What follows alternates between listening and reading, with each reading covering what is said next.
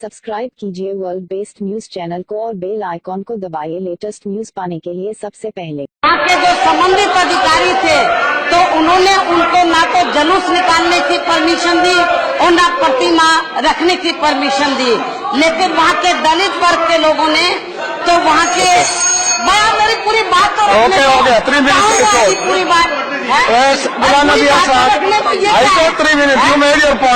अभी तो मामला है, मेरी बात मेरी थोड़ी और बात है। अभी तो 5 मिनट हो गया भाई, 3 मिनट वो लोग उधर से सब बोलते हैं। अच्छा नहीं, मेरी बात पूरी रखने दो। It is over, you cannot make a speech here. No, बुलाना भी आता। ये ऐसे कैसे हो जाएगा? ये मुझे बोलने नहीं दोगे? सभा से इस्तीफा देती हूँ। बोलने नहीं दोगे तो मुझे इस सदन में रहने का कोई अधिकार नहीं है। फिर यदि आप मुझे बोलने नहीं दोगे तो मैं आज इस्तीफा देती हूँ। राज्यसभा से इस्तीफा देती हूँ। मुझे कोई इस हाउस में बैठने का अधिकार नहीं है। जिस समाज से मैं ताल्लुक रखती हूँ, यदि मैं अपने समाज के हितों की बात, शोषितों, पिछड़ों व उपेक्षित वर्गों के हितों में, मुस्लिम व अन्य अक़लियतों के हितों में, मजदूरों, किसानों के हितों में और खासकर दलितों के हितों में, सहारनपुर जिले में जो सबीरपुर गांव में जो दलित उत्पीड़न हुआ है, और आप लोगों को मालूम है कि मैं दलित समाज से ताल्लुक रखती हूँ। जब मैं अपने समाज की बात उधर नहीं रख सकती हूँ, मुझे बोलने, सत्ता पक्ष के द्वारा मुझे बोलने का मौका नहीं दिया जा रहा। मंत्री लोग खड़े हो गए, सभी वहाँ के जो सदस्य है सत्ता पक्ष के सब खड़े हो गए। मैं समझती हूँ कि ये ठीक नहीं हुआ है। तो जब मुझे अपनी बात रखने का सत्ता पक्ष मौका नहीं दे रहा है, मुझे बोलने नहीं दिया जा रहा है, तो मैंने आज राज्यसभा से इस्तीफा देने का फैसला लिया। हाउस में भी कहा और अभी मैं माननीय सभापति जी को अपना इस्तीफा देकर आ रही हूँ। डिटेल में मैं इस डिटेल में चिट्ठी में लिखा है मैं क्यों इस्तीफा दे रही हूँ, उसकी कॉपी आपको दी जा रही है और बाकी मैं एजेंसी वालों को भी डिटेल में बताऊंगी। ऑपोजिशन के काफी लोग कह रहे हैं कि आपकी एक बहुत स्ट्रॉन्ग आवाज थी,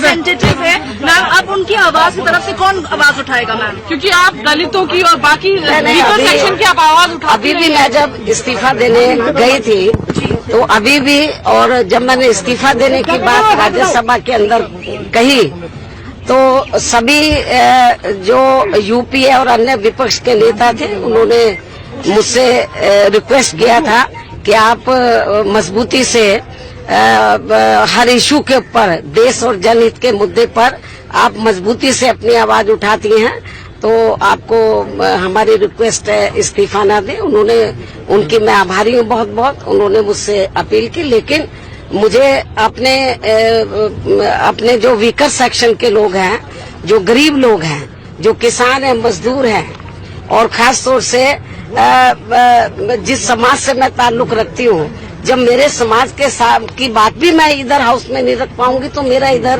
रहने का कोई। बीएसपी प्रमुख मायावती ने राज्यसभा से इस्तीफा दे दिया है। सभापति को भेजी 3 पेज की चिट्ठी में मायावती ने आज के राज्यसभा के पूरे वाकये का जिक्र करते हुए कहा कि मैं सहारनपुर हिंसा पर अपनी बात रखना चाहती थी कि लेकिन मुझे बोलने नहीं दिया गया।